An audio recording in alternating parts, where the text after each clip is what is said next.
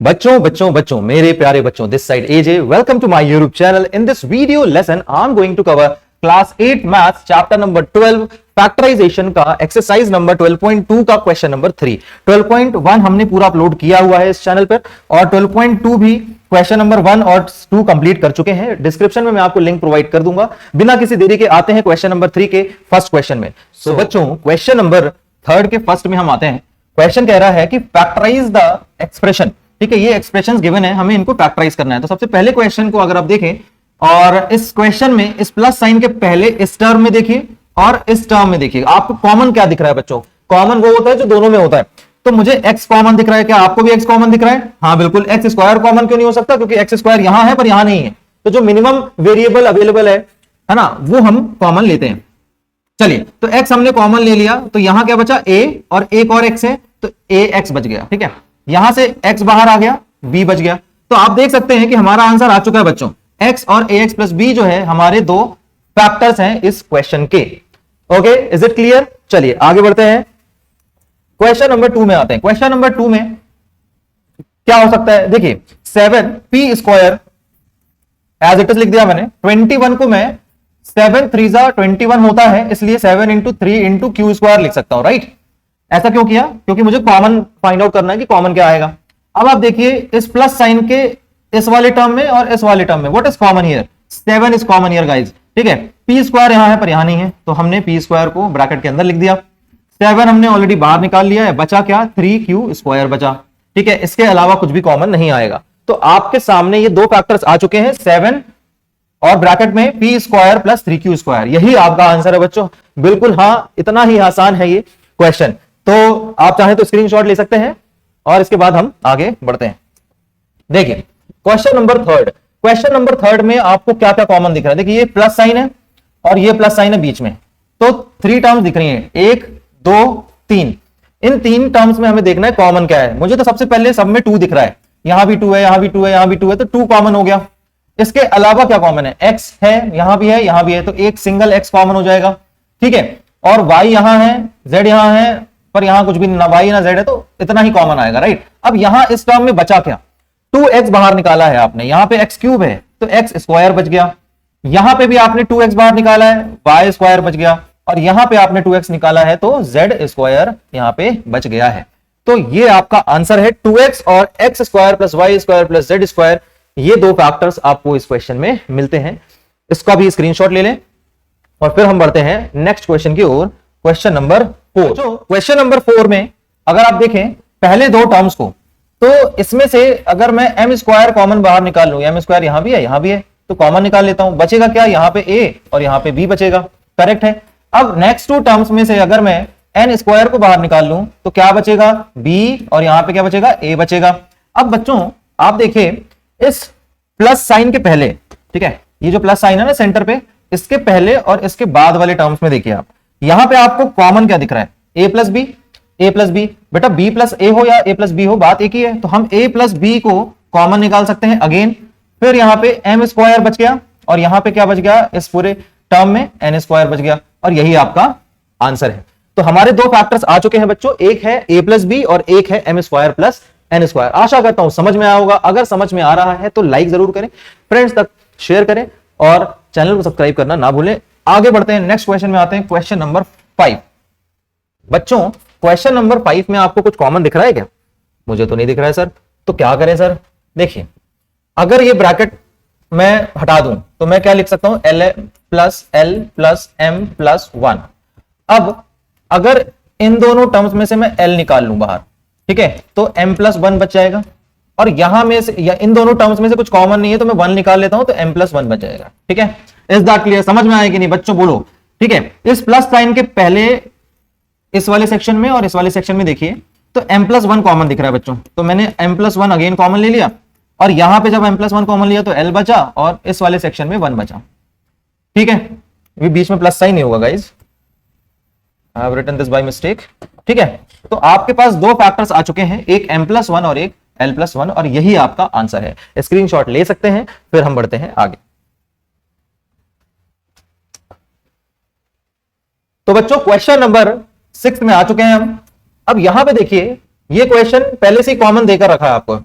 आप इस plus sign के इस वाले सेक्शन में और इस वाले सेक्शन में देखिए, y प्लस जेड दोनों जगह दिख रहा है, तो बेटा ये कॉमन होगा ऑब्वियसली। जब यहां से y प्लस जेड कॉमन हो गया तो यहां बचा y, और यहां से y प्लस जेड कॉमन हुआ तो यहां बचा 9, और यही आपका आंसर है। ये है आपके दो फैक्टर्स। बहुत ही आसान प्रश्न है ये, तो स्क्रीनशॉट ले लीजिए and let's move forward. Question number 7 में आते हैं। क्वेश्चन नंबर 7 में आप देखें, पहले दो टर्म्स में क्या कॉमन दिख रहा है?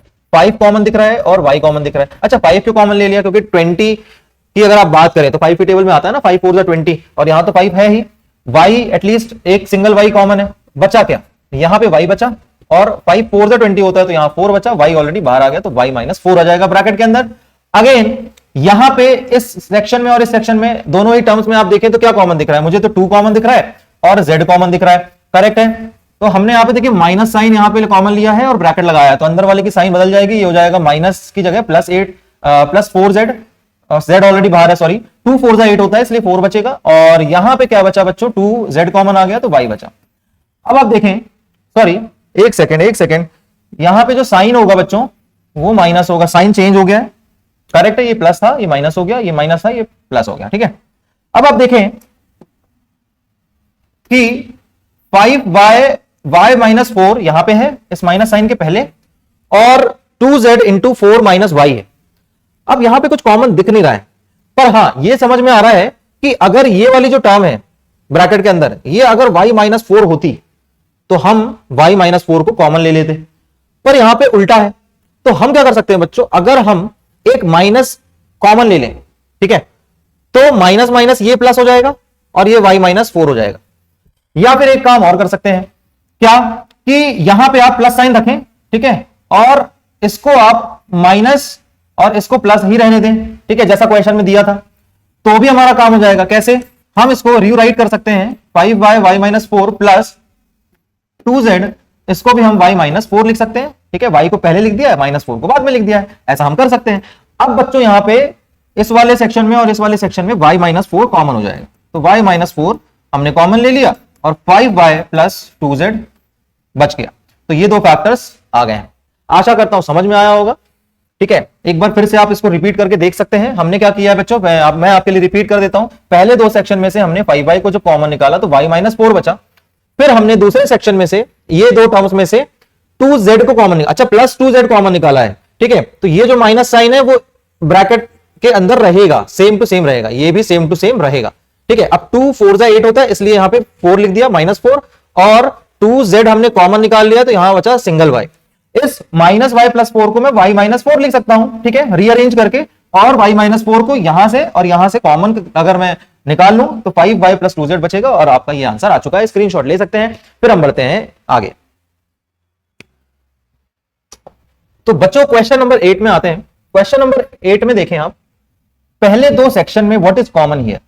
अगर मैं बोलूं कि 4 कॉमन पॉसिबल नहीं है, 2 कॉमन हो सकता है, ठीक है। क्यों? क्योंकि 2 2 4 होता है एंड 2 5 10 होता है। अच्छा आप चाहें तो मैं स्प्लिट करके आपको बता सकता हूं। मैं 10 को क्या लिख सकता हूं बच्चों? 2 5 10 into a into b plus 2 into 2 4 होता है इंटू a, करेक्ट है, प्लस 5b प्लस 2 को मैंने एज इट इज लिख दिया। अब बच्चों यहां पे देखिए इस प्लस साइन के पहले यहां और यहां व्हाट इज कॉमन? 2 कॉमन दिख रहा है और a कॉमन दिख रहा है। ये 2 कॉमन और ये a कॉमन, 2a और 2a कॉमन हो गया। बचा क्या? 5b, तो 5b लिख दिया, प्लस 2 बचा तो 2 लिख दिया, ब्रैकेट क्लोज। नाउ अगर आप देखें इन दोनों में कॉमन क्या है? कुछ भी नहीं है, तो 1 कॉमन हम मान लेते हैं, तो 5b प्लस 2 बचेगा। अब इस प्लस साइन के पहले इस वाले सेक्शन में और इस वाले सेक्शन में देखिए तो 5b प्लस 2 कॉमन दिख रहा है, तो हम 5b प्लस 2 को कॉमन ले लेंगे। Is that clear? अब जब 5b प्लस 2 कॉमन लिया तो यहां बच गया 2a और यहां बच गया प्लस 1, और ये दो फैक्टर्स आपके इस क्वेश्चन के भी आ चुके हैं। स्क्रीनशॉट ले लें। और अब आते हैं इस क्वेश्चन नंबर 3 के लास्ट क्वेश्चन नंबर 9 में।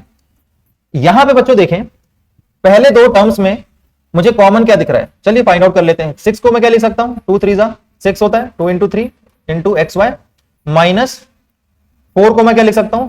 2 इंटू 2 वाई, ठीक है, प्लस 6 माइनस 6 को मैं 2 इंटू 3 लिख सकता हूं, और 9 को मैं 3 इंटू 3 एक्स लिख सकता हूं, करेक्ट है। अब बच्चों